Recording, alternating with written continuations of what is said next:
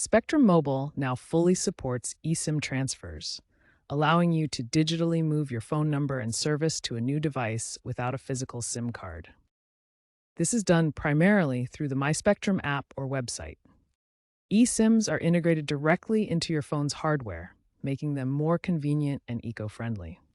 Make sure your device is eSIM compatible. Most iPhones since the iPhone XS and Android devices like the Samsung Galaxy S20 and newer or Google Pixel 4 and later support eSIM. This feature is available on Spectrum Mobile postpaid plans. If you're on an older plan, you may need to upgrade to an eSIM compatible one. You can use the MySpectrum app to check compatibility automatically. First, back up your old device.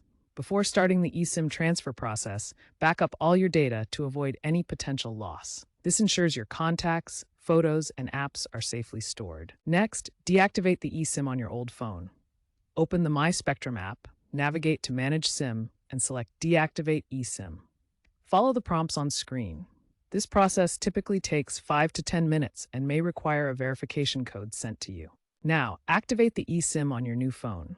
On the new device, you can either scan the QR code provided by Spectrum Mobile through the app or email, or manually enter the activation code that you'll receive after the deactivation step is complete.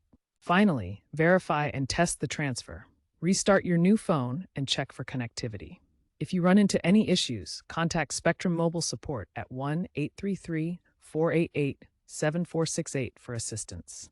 Remember, the transfer preserves your phone number, plan details, and data usage. Spectrum Mobile recommends doing this during off-peak hours to avoid network congestion.